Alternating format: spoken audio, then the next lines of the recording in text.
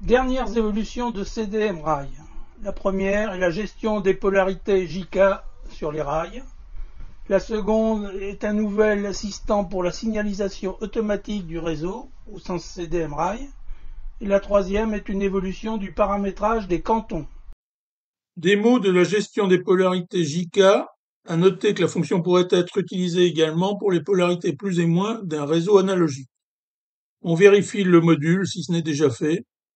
Et dans l'onglet Édition réseau édition du module, on clique sur le bouton JK.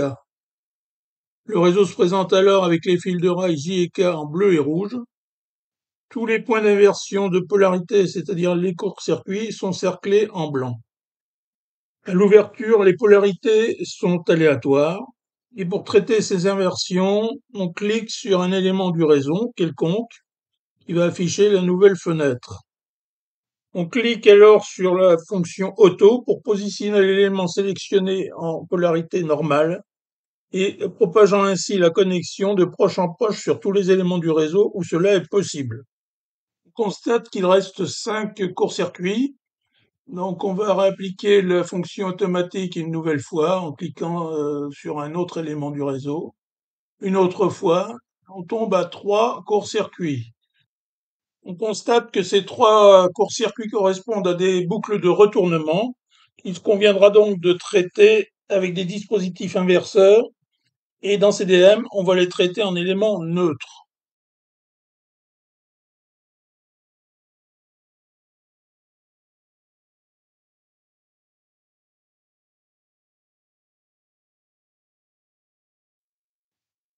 On peut revenir à l'affichage normal du réseau en cliquant sur n'importe quelle autre touche bleue du menu et revenir avec la fonction JK sur l'affichage rouge et bleu.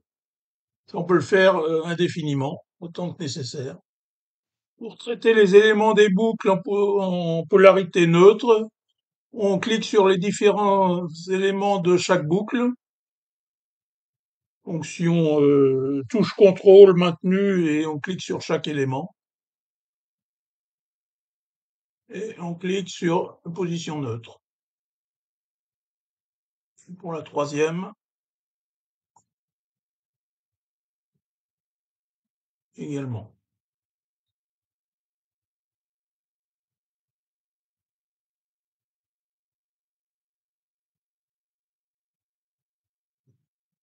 On bascule l'affichage de l'un à l'autre. Les éléments en polarité neutre ont simplement repris la couleur du niveau. Ces niveaux qu'on peut geler et afficher comme dans n'importe quelle fenêtre de CDM. À noter que les couleurs bleu et rouge des fils J et K peuvent être modifiées dans l'onglet couleurs. Avec cette fonction, on a donc maintenant toutes les données pour câbler sans erreur les rails du réseau en fonction des polarités.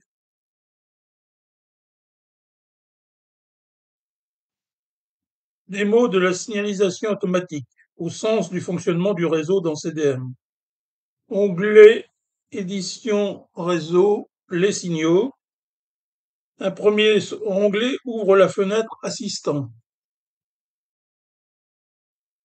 Un bouton permet d'accéder directement à l'aide pour cette fonction, aide qu'il est utile de consulter.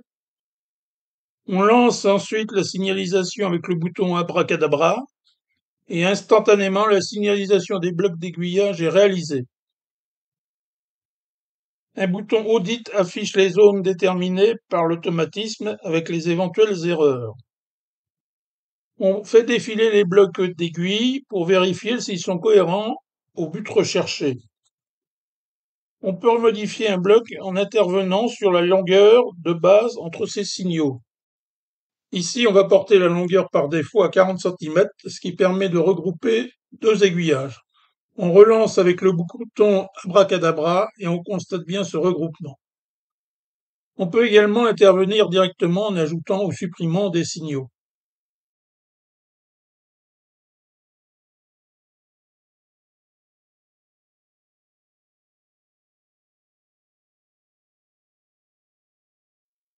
Après avoir fait une vérification du réseau, On affiche à nouveau le bloc en réouvrant la fenêtre assistant. On voit que les modifications ont été prises en compte. On peut faire défiler tous les blocs pour vérifier le réseau.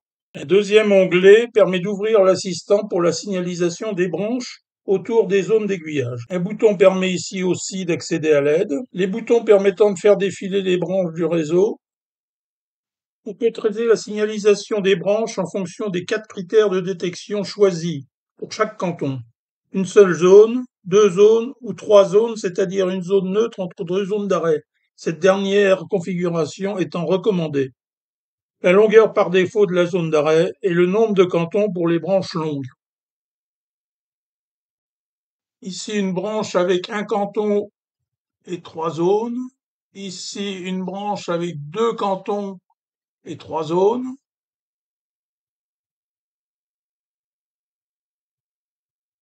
Un canton et 3 zones.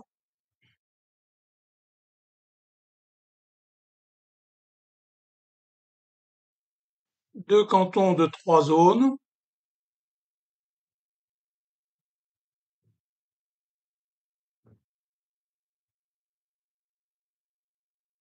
Un canton de 3 zones. Un canton avec 2 zones avec la zone d'arrêt à la fin et en réduisant la longueur par défaut au pied du butoir.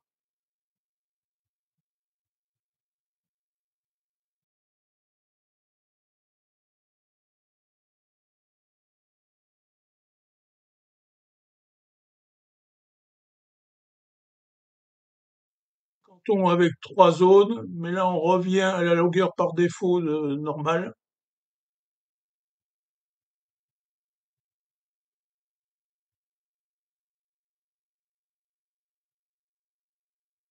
Et ainsi de suite.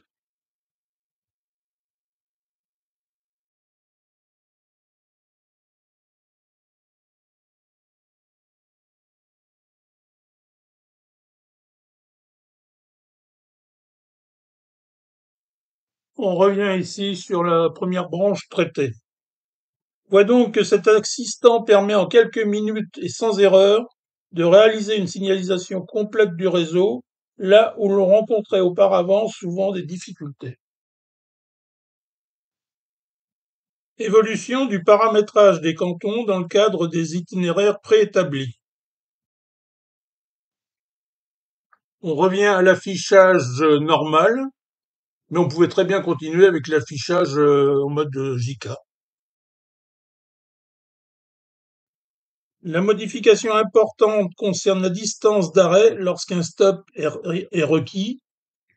Ce paramètre distance auparavant était lié au signal de sortie du canton et s'adressait donc à tous les itinéraires et était donc le même pour tous les trains. 3 boutons permettent de choisir entre l'arrêt du train au pied du signal comme auparavant, le train au milieu du canton ou le train à la fin du canton. Ces distances sont gérées par la longueur de la section et en fait par la longueur du garage franc dans cette section. Ces valeurs sont mentionnées dans le groupe section de la fenêtre.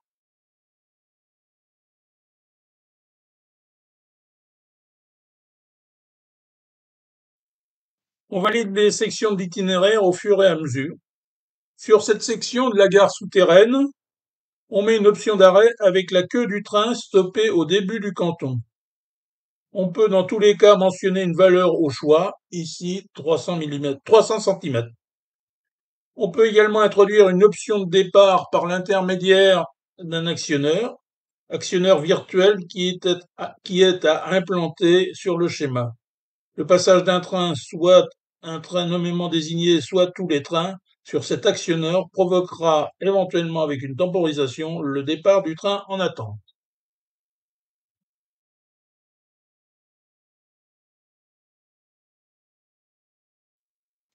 On continue la validation des sections de l'itinéraire.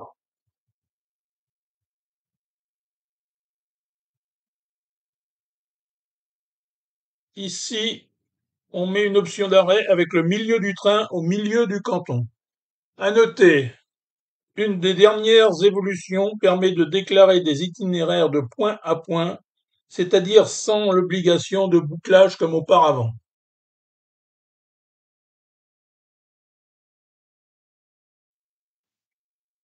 On place le train sur l'itinéraire, il se positionne au pied du signal suivant l'option d'arrêt déclarée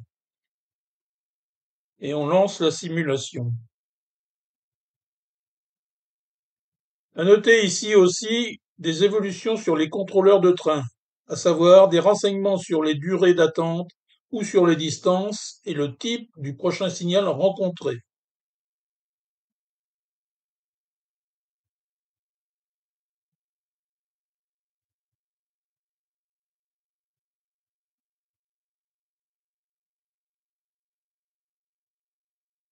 Sur cette section, l'arrêt se fait de façon à ce que la queue du train soit à 300 cm comme prévu du signal.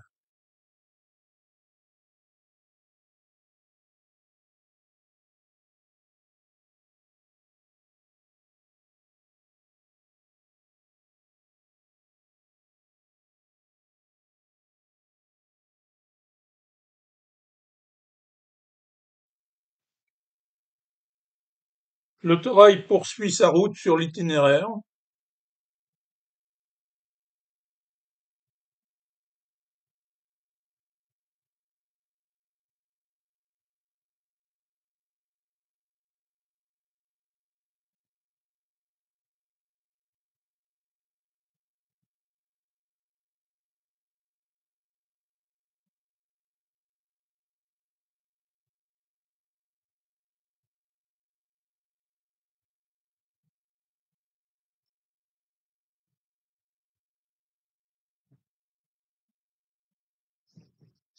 Il va se positionner de façon à ce que son milieu soit au milieu de la section, comme prévu.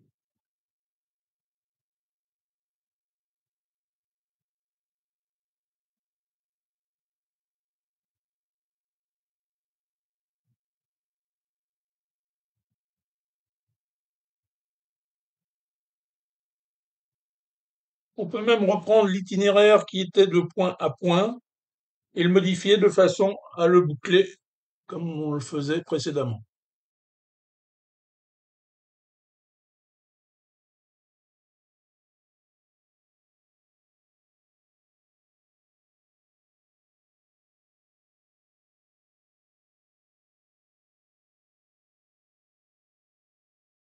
Rappel important. Pour mettre en œuvre efficacement toutes ces nouvelles fonctionnalités, il reste primordial de se référer à la documentation et au forum CDMRAI. Ci-après, en bonus, application des fonctionnalités JK et signalisation automatique sur un très gros réseau en N. Ouverture du réseau en N, 6 mètres par 3 mètres. Changement des couleurs pour les polarités et les courts-circuits afin de retrouver les couleurs habituelles.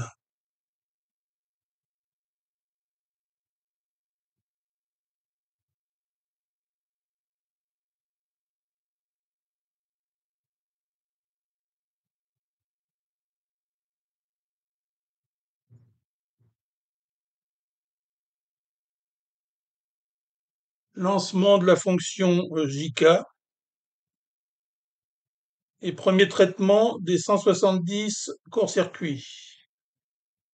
Relance multiple en changeant le point de départ afin d'obtenir le minimum de court-circuits.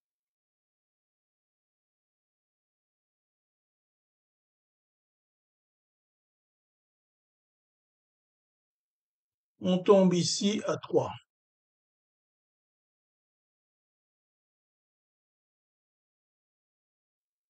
Comme il est très difficile dans cet enchevêtrement de voir les boucles en cause, une astuce consiste à lancer la signalisation automatique qui va permettre d'afficher les branches concernées.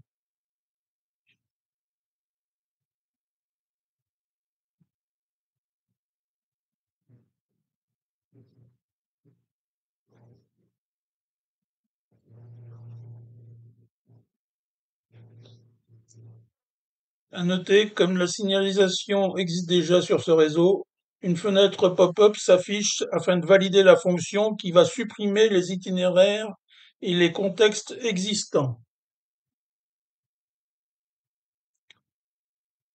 On fait défiler les branches pour voir celles concernées.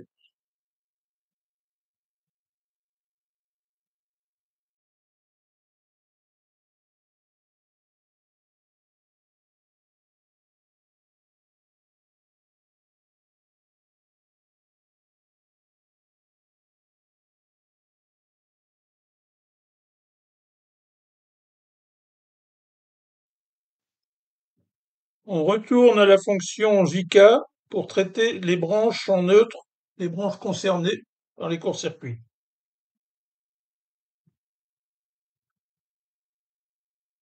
On saisit les éléments de la première branche.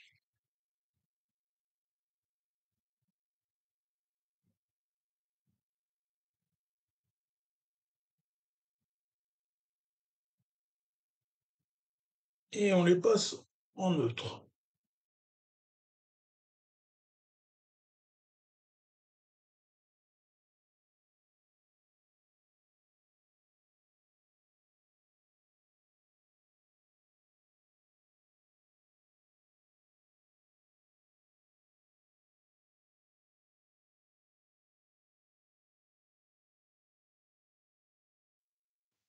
Pour la deuxième branche avec court-circuit, une autre astuce consiste à afficher un par un les niveaux afin de visualiser plus facilement la branche.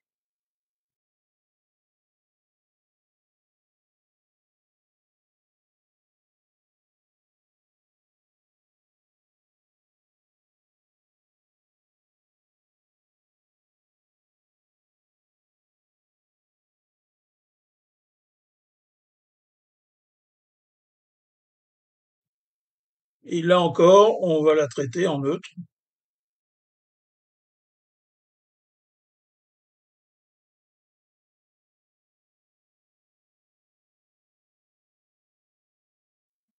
On réaffiche tous les niveaux.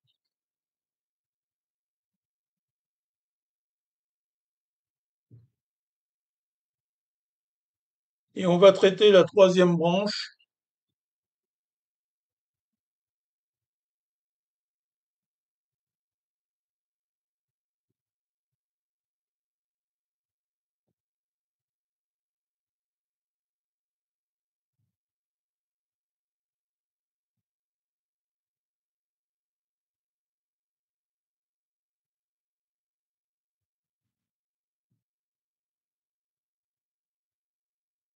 Il n'y a plus de court-circuit sur l'ensemble du réseau.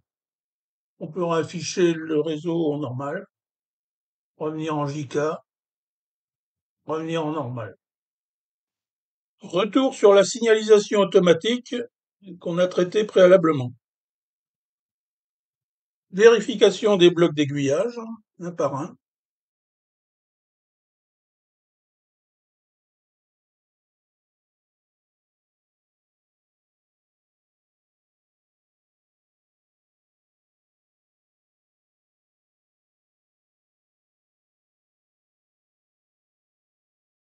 Une petite branche pourrait être intégrée au bloc d'aiguillage. Pour cela, on va modifier la longueur mini entre blocs d'aiguillage en la portant à 25 cm. À nouveau, bouton abracadabra, et on constate que la petite branche est intégrée au bloc. Par contre, cela a aussi entraîné la réunion des deux gros blocs. Il suffit alors de rajouter deux signaux pour recréer une petite branche séparant ces blocs.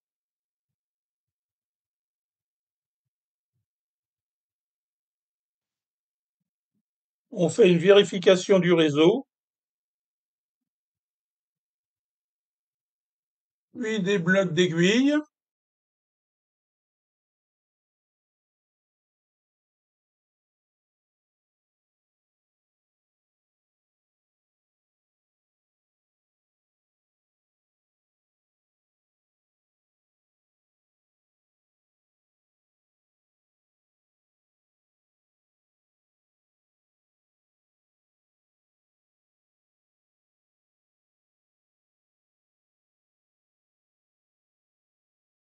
Le bouton Audit permet de voir qu'il n'y a pas d'anomalie. Il ne reste plus alors qu'à traiter la signalisation des branches.